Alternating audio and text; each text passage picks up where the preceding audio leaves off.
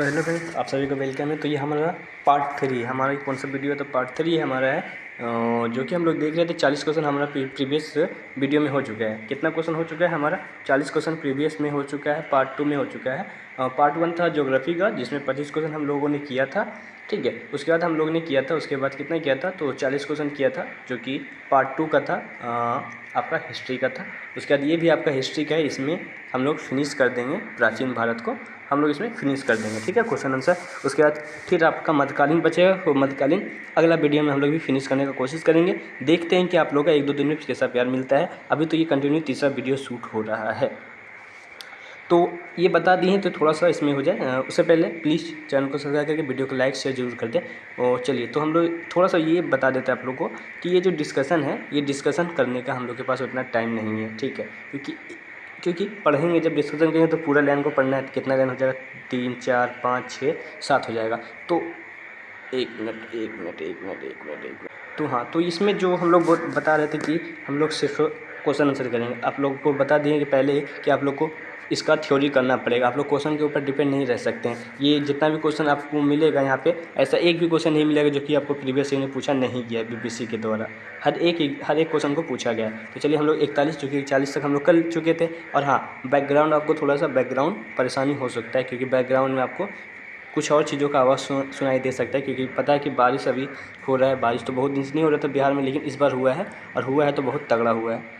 और उसके बाद अभी बारिश नहीं हो रहा है, इसलिए जो बेंग का आवाज़ आएगा वो ज़्यादा आएगा। तो चलिए, हम लोग अपना स्टार्ट करते हैं। तो किस अभिलेख में 41 नंबर क्वेश्चन है, किस अभिलेख में रुद्रदामन प्रथम की विभिन्न उपलब्धियां वर्णित है? तो जूनागढ़ आपका राइट आंसर हो जाएगा, जूनागढ़। नेक्स्ट क्वेश्चन, निम्नलिखित राजाओं में से किसका जैन धर्म के प्रति भारी झुकाव था? तो खारवेल का भारी झुकाव था। राइट आंसर सी हो जाएगा। कलिंग नरेश खारवेल का संबंध था?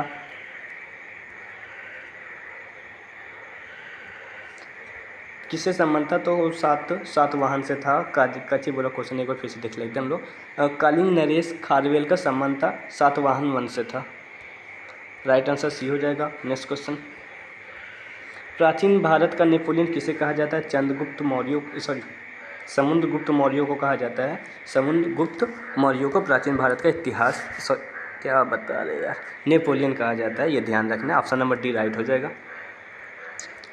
गुप्त सम्राट जिसने हिना का पराजित किया था, उसे क्या कहते हैं? स्केंद्रगुप्त कहते हैं। क्या कहते हैं? स्केंद्रगुप्त कहते हैं। नेक्स्ट क्वेश्चन आपका है, किस प्रकार की भूमि को अग्रहत कहा जाता है? अग्रहत कहा जाता है बिना जोती हुई जंगली भूमि को।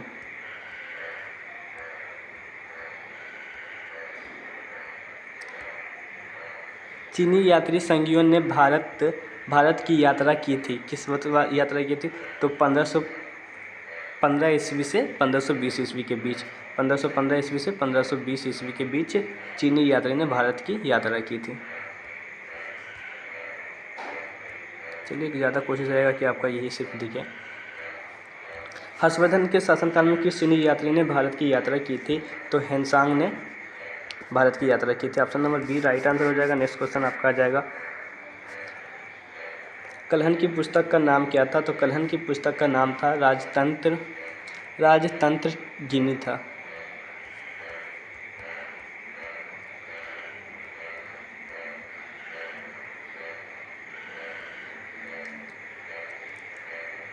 आवेदपुर शिक्षण केंद्र निम्न में से किस राज्य में अवस्थित है? किस राज्य में अवस्थित है? तो बिहार में अवस्थित है। आपका आदनपुर शिक्षा केंद्र बिहार में अवस्थित है।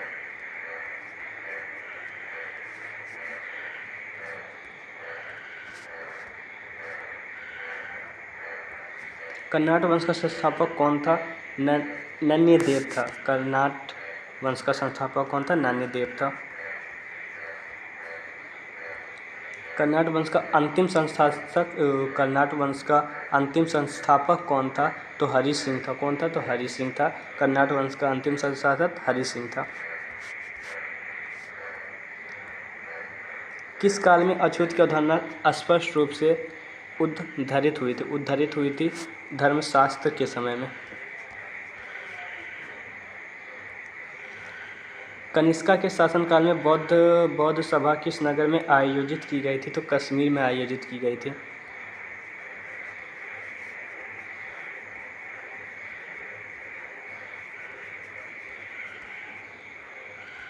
प्रथम बौद्ध संगीत के अध्यक्ष कौन थे? तो प्रथम बौद्ध संगीत के अध्यक्ष महाकश्यप थे।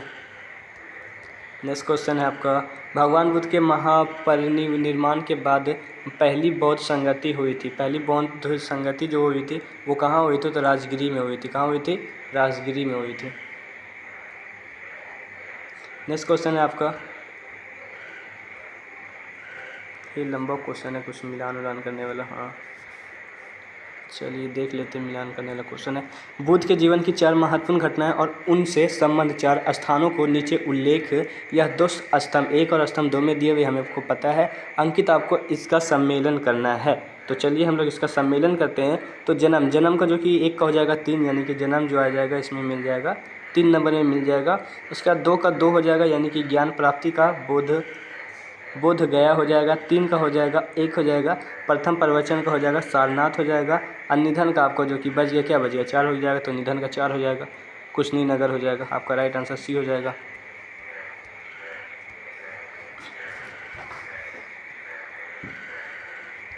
बोध गया में किस ज्ञान की प्राप्ति हुई थी? बोध गया में किसे ज्ञान की प्राप्ति हुई थी? गौतम बुद्ध को। बोध गया में गौतम बुद्ध को ज्ञान की प्राप्ति हुई थी। उसके बाद है बोध गया में महाबोधि मंदिर बनाया गया, जहाँ गौतम बुद्ध को ज्ञान प्राप्त हुआ था। जाहिर सी बात है, जो गौतम बुद्ध को जहाँ ज्ञान प्राप्ति हुई वहीं बनाया जाएगा। गौतम बुद्ध को एक देवता का स्थान किस राजा के युग में प्राप्त हुआ था? तो कनिष्का के राजा के युग में प्राप्त हुआ था देवता का स्थान या जो भी बोल लें। ईसा पूर्व 6वीं सदी में विश्व की प्रथम गणतात्मक व्यवस्था कहाँ थी? तो वैशाली में थी। 16 जो था, ये 16 बोल रहा है, ठीक है। 16 महाजन पदों की सूची उपलब्ध है महाभारत में। देख लेते कहाँ उपलब्ध है, ठीक है। तो कहाँ उपलब्ध आपका हो जाएगा? तो ऑप्शन नंबर बी यहाँ पे आपका जो किया जाएगा, अंगुत्तर निकाय में उपस्थित है। 16 महाजन पदों की सूची उपलब्ध है अंगुत्तर निकाय में। ये बड़ा टेंशन वाली बात है, ऊपर से नीचे जाओ, नीचे से ऊपर आओ बार बार। नालंदा विश्वविद्यालय की स्थापना का युग क्या है? तो गुप्त युग में नालंदा विश्वविद्यालय का स्थापना हुआ था। नालंदा विश्वविद्यालय किस लिए विश्व प्रसिद्ध था? बौद्ध धर्म दर्शन के लिए। नेक्स्ट क्वेश्चन आपका राइट आंसर सी हो जाएगा इसका। उसके बाद नेक्स्ट क्वेश्चन है, मध्यकालीन भारत में मनसबदारी व्यवस्था क्यों लागू की गई थी? सैनिकों की सुमतता से भर्ती हेतु। राइट आंसर बी हो जाएगा। नेक्स्ट क्वेश्चन आपका है, कुछ कथन दिया गया, उस पर हम लोग को विचार करना है, विचार कर लेंगे, कोई बड़ी बात नहीं है। तो नीचे दिए गए चलिए 2 कथन है, दोनों को ध्यानपूर्वक पढ़िए। 12वीं शताब्दी के अंत तक नालंदा महावीर का पतन हो गया था, क्या ये सही है? ये बताना है, ठीक है। और उसके बाद महावीर का राजकीय परिसर मिलना बंद हो गया था। ये तक सही है, दोनों सही है, लेकिन चलिए सही है तो दोनों सही है। व्याख्या थोड़ा सा हमको व्याख्या में दिक्कत लग रहा है, इसलिए आपका राइट आंसर बी हो जाएगा।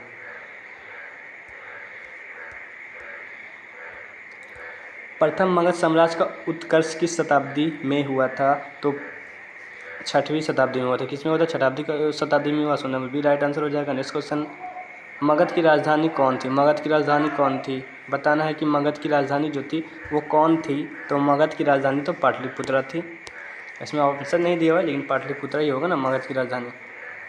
वैशाली था क्या? मगध की राजधानी पाटलिपुत्रा। देख लीजिएगा, चेक कर लीजिएगा, एक आंसर नहीं दिया हुआ इसमें। उसके बाद प्राचीन महाजन पद मगध की प्रथम राजधानी कौन सी? प्राचीन महाजन पद की प्रथम राजधानी पूछ रहा है, तो ई थी। इसमें से कोई नहीं दिया हुआ, यानी कि ऑप्शन नंबर राइट ई हो जाएगा आपका। उपयुक्त प्रश्न की व्याख्या देखें। नंद वंश के पश्चात मगध पर किस राजवंश का शासन हुआ था? तो मौर्यों का शासन हुआ था, नंद वंश का, जो कि अंत कर दिया गया था। ये आप लोग डिस्कशन में पढ़ लीजिएगा। जिसके ग्रंथ में चंद्रगुप्त मौर्य का विशिष्ट रूप से वर्णन हुआ था वो कौन था? तो विशाख दत्त था। कौन था? तो विशाख दत्त था। आपको इसमें भी डिटेल में पढ़ लीजिएगा, डिस्कशन में दिखा हुआ है, आपके सामने है। निम्नलिखित में से मगध का कौन सा राजा सिकंदर महान के समकालीन था? तो धनानंद था या धननंद था, जो भी हो, धननंद था। नेक्स्ट क्वेश्चन, पाटलिपुत्र में स्थित चंद्रगुप्त का पहला मुख्यालय कहाँ बना था? तो लकड़ी का बना था, मुख्यतः बना था। चंद्रगुप्त का महल जो बना था वो किसका बना था? लकड़ी का बना था। नेक्स्ट क्वेश्चन, अष्टप्रधान का गठन किसने किया था? अष्टप्रधान का गठन जो कि किया था वो शिवाजी ने किया था। अष्टप्रधान का गठन किसने किया था? शिवाजी ने किया। राइट आंसर 4 हो जाएगा। नेक्स्ट क्वेश्चन, निम्नलिखित में से किस मौर्य राजा ने दक्कन की विजय प्राप्त की थी? तो किसने प्राप्त की थी? तो चंद्रगुप्त ने प्राप्त की थी। Option number B right answer हो जाएगा। अभिलेख जिससे यह प्रमाणित होता है कि चंद्रगुप्त का प्रथम पश्चिम भारत पर था, इसका राइट आंसर क्या हो जाएगा आपका? Option number C right answer हो जाएगा। ऑप्शन नंबर सी आपका राइट आंसर हो जाएगा। उसके बाद नेक्स्ट क्वेश्चन आपका है, निम्न में से कौन सा क्षेत्र अशोक के साम्राज्य में सम्मिलित नहीं था? श्रीलंका अशोक के साम्राज्य में सम्मिलित नहीं था। Option number C right answer हो जाएगा। 78 है, अशोक के शासनकाल में बौद्ध सभा किस नगर में आयोजित की गई थी? तो पाटलिपुत्र में आयोजित की गई थी। अशोक के शिलालेखों में प्रयुक्त भाषा क्या है? तो प्राकृतिक सही क्या है? शिलालेख भाषा है। कितना क्वेश्चन था इसमें यार। निम्नलिखित में से प्राचीन भारत की कौन सी लिपि दाहिने से बाएं ओर लिखी जाती है? तो खरोष्टी जो की है वो कहाँ से लिखी जाती है? दाहिने से बाईं ओर लिखी जाती है। डिस्कशन आपका सामने लिखा हुआ, आप इसमें से पढ़ लीजिएगा डिस्कशन। अशोक के धम्म का मूल संदेश क्या था? अशोक के धम्म का मूल संदेश क्या था? उपयुक्त में से कोई नहीं, इसका मूल संदेश कुछ नहीं था। यहाँ देखिए लिखा हुआ है, ठीक है, जो भी संदेश इसका था इसमें दिया हुआ है, आप लोग इसमें डिब्बा में पढ़ लीजिएगा। केवल वह स्तंभ जिसमें अशोक ने स्वयं को मगध का सम्राट बताया था, तो क्या हो जाएगा? बाबू स्तंभ हो जाएगा। बाबू स्तंभ हो जाएगा। उसके बाद है, अपने शिलालेखों में अशोक सामान्यतः किस नाम से जाने जाते थे? अपने शिलालेखों में से अशोक मुख्यतः किस नाम से जाने जाते थे? तो आपका option number B right answer हो जाएगा। किस नाम से जाने थे? तो प्रियदर्शी के नाम से जाने जाते थे। प्रियदर्शी के नाम से अशोक जाने जाते थे। उसके बाद नीचे जाना पड़ेगा ना। चलिए, तो कौटिल्य आ गया। कौटिल्य के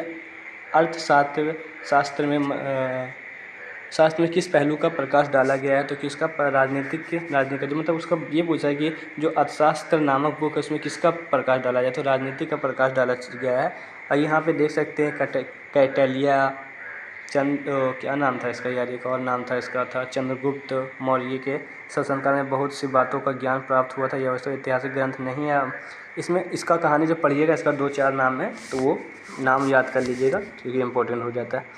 तो कौटिल्य की पुस्तक अर्थशास्त्र किस विषय पर आधारित था? तो किस विषय पर आधारित था? आर्थिक संबंध पर आधारित नहीं था। अभी देखिए हम लोग इसे राजनीति पर आधारित था, लेकिन ऑप्शन में नहीं दिया हुआ है, इसलिए ऑप्शन नंबर ई राइट आंसर हो जाएगा। मेगास्थनीज ने भारतीय साम्राज्य को कितनी श्रेणियों में विभाजित किया? तो 7 श्रेणियों में मेगास्थनीज ने इसको विभाजित किया था। मेगास्थनीज ध्यान रखना। अब मेगास्थनीज ने ही इंडिका नामक पुस्तक लिखी थी। मौर्य साम्राज्य के 7 वर्गों में विभाजन का विशेष रूप से उल्लेख किया गया है मेगास्थनीज की पुस्तक इंडिका में। अभी बताया था, इंडिका में इसका उल्लेख किया गया है। पेरिप्लस ऑफ द इरिथन किसने लिखी थी? पेरिप्लस ऑफ द इरिथन किसने लिखी थी? तो उपयुक्त में से किसी ने भी नहीं लिखी थी।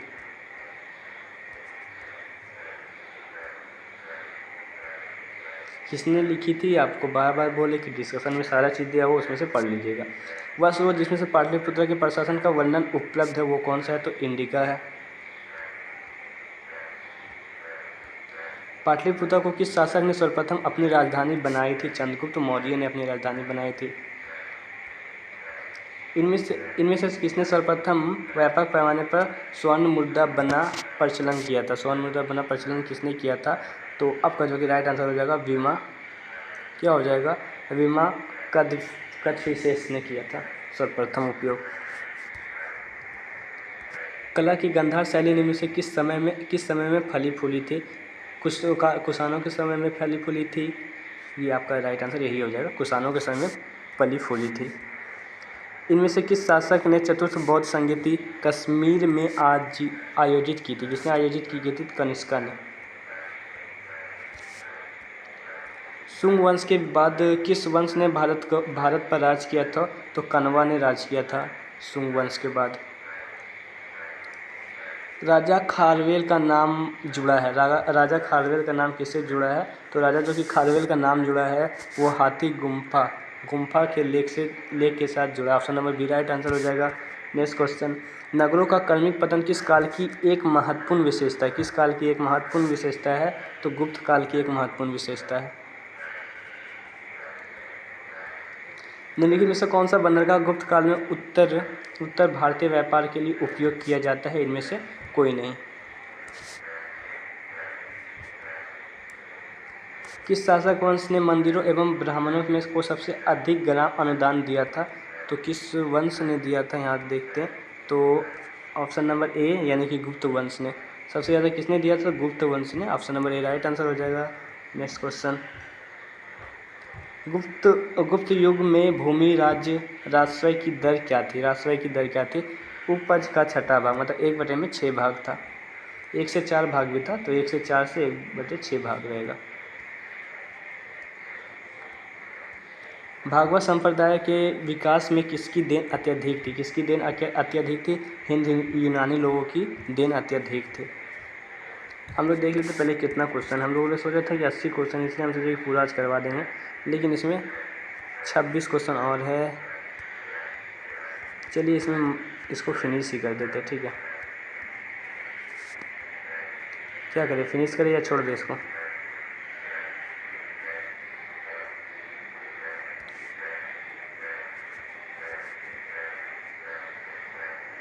चलिए फिनिश कर देते हैं। इनमें से किसने पहली बार यह व्याख्या की थी कि पृथ्वी की अपनी धुरी पर घूमने के कारण प्रतिदिन सूर्योदय एवं सूर्यास्त होता है? सबसे पहले आर्यभट्ट ने बताया था, लेकिन मतलब इसका बात नहीं लिया गया, वो अलग बात है। और ठीक है, इनमें से कौन गुप्त में औषधि के क्षेत्र में अपने कार्य के लिए जाने जाते हैं? कौन जाने जाते हैं? उपयुक्त इनमें से कोई नहीं जाने जाते। जो जाने जाते होंगे इसमें आपको दिया हुआ होगा, ठीक है। इसमें आपको जो भी जाने जाते होंगे इसमें ये दिया हुआ होगा, इसमें पढ़ लीजिएगा। चीनी यात्री हेनसोंग ने किस विश्वविद्यालय में अध्ययन किया था? तो किस विद्यालय में? नालंदा जो कि विश्वविद्यालय में अध्ययन किया था। हेनसोंग ने भारत में यात्रा के समय सूती कपड़ों को उत्पादन के लिए सबसे प्रसिद्ध नगर कौन था? तो मथुरा सबसे प्रसिद्ध नगर था। कभी बान निवासी कहाँ का था? तो पाटलिपुत्र का था।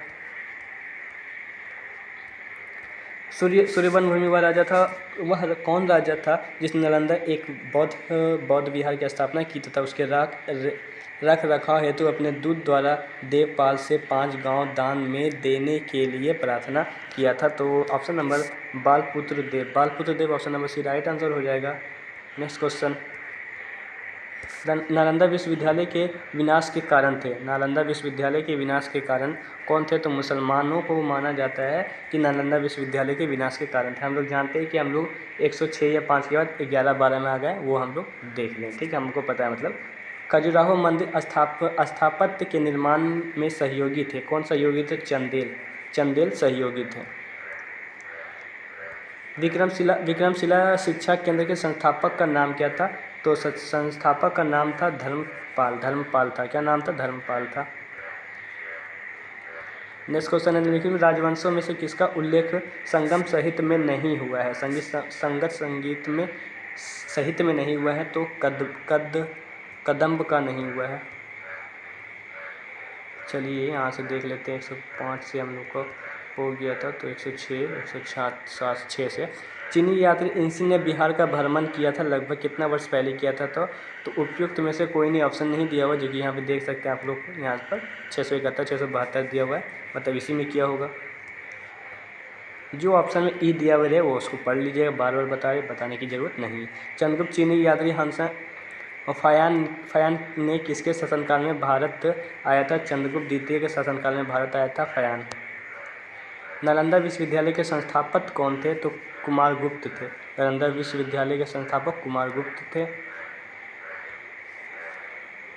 ताम्रपत्र लेखक दर्शाता है कि प्राचीन काल में बिहार राजाओं का संपर्क था जावा सुमात्रा से। जावा सुमात्रा से था। किसे था? जावा सुमात्रा से था।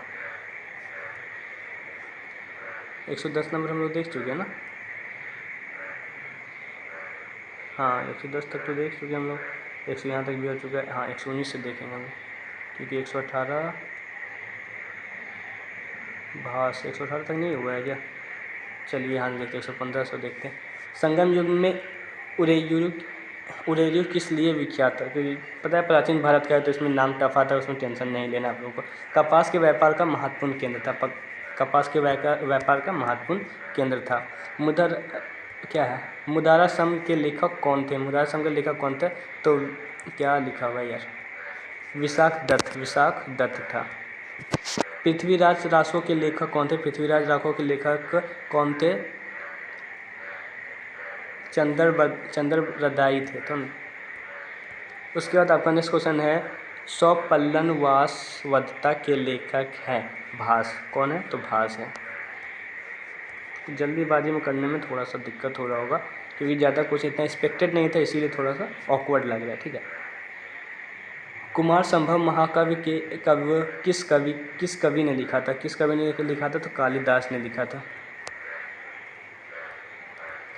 किरातार्जुन पुस्तक किसने लिखा था? तो भारवी ने लिखा था। किसने लिखा था? भारवी ने। उस स्रोत का नाम बताया जो कि प्राचीन भारत के व्यापारियों मार्गों का मौन था। कौन था? तो मिलीदपनोह था। हर्षचरित नामक पुस्तक किसने लिखी थी? तो बाणभट्ट ने लिखी थी। चोल वंश का संस्थापक कौन था? चोल वंश का संस्थापक कौन था? तो चोल वंश का जो संस्थापक था विजयालय था चोल वंश का संस्थापक।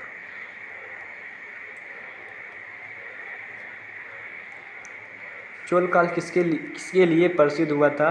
तो ग्राम पंचायत के लिए चोल काल प्रसिद्ध हुआ था। कौन सा मध्यकालीन भारतीय साम्राज्य व्यापक स्तर पर स्थानीय स्वशासन के लिए प्रसिद्ध था? तो चोल प्रसिद्ध था। दक्षिण भारत के मंदिरों का आकर्षक द्वारा क्या कहलाते थे? तो गोपुरम कहलाते थे। जो कि आपका ये लास्ट क्वेश्चन था। ये यहाँ पे आपका प्राचीन भारत जो कि क्वेश्चन आंसर की सीरीज में फिनिश होता है आपका। ठीक है। आप लोग वीडियो अगर मतलब पूरा नहीं देखे तो प्लीज़ वीडियो को पूरा देखिए। एक एक क्वेश्चन आपके लिए इंपॉर्टेंट है। डिस्कशन नहीं हो रहा, ठीक है, आपको बता दिया गया पहले कि आपको PDF मिलेगा, उससे आप लोग कवर कर लीजिएगा। और ये ज़रूरी है कि आप लोग वीडियो मतलब पहले से प्राचीन भारत पढ़ के आइएगा तो समझ में आएगा, अन्यथा नहीं समझ में आएगा, ये क्लियर है। ठीक है। क्योंकि ये 9-10 का मतलब सिलेबस नहीं है, ये प्राचीन भारत का सिलेबस है। इससे आप लोग कभी इसको पढ़े नहीं होंगे, सबसे पहली बात तो ये है। ठीक है। और आप पहली बार पढ़िएगा तो आपको पढ़ने में भी दिक्कत होगा, जिस तरह से हमको भी पढ़ने में दिक्कत हो रहा था, हम भी पहली बार पढ़ रहे इस सब चीज़ को। ठीक है। इसीलिए आप लोग पढ़ के आइएगा, तब क्वेश्चन आंसर करना है। ऐसे क्वेश्चन आंसर करने से कोई फ़ायदा ज़्यादा नहीं होगा। प्राचीन भारत है क्योंकि इसमें आपको याद करना, वहाँ से सुनिएगा तो उसमें दिमाग में बैठेगा तो यहाँ याद भी हो सकता है। आप सोचिए यहीं से पढ़ के यहीं से याद किए तो ऐसा कुछ नहीं होने वाला। ये हम करा रहे वीडियो, हमको पता है। ठीक है। हम पढ़ रहे, खुद पढ़ रहे। तो प्लीज़ चैनल को सब्सक्राइब कर दें, वीडियो को लाइक शेयर ज़रूर करें। आप लोग को जो कि बिहार भारत सभी का एग्ज़ाम दे सकता है। इसमें भारतीय नागरिक था, लेकिन एक चीज़ गलत किया है कि 100% सीट पर लड़ेगा भारत का लोग भी। ऐसा नहीं होता है। 10 से 20% लोग अदर स्टेट का लड़ेगा, 10 से 20% लोग अदर स्टेट का लड़ता है। लेकिन इसमें बिहार नीतीश कुमार जो कि अनपढ़ जाहिल गंवार जो है, उसने ये दिया है। ठीक है। चलिए फिर मिलते हैं हम लोग नेक्स्ट वीडियो में। तब तक के लिए धन्यवाद।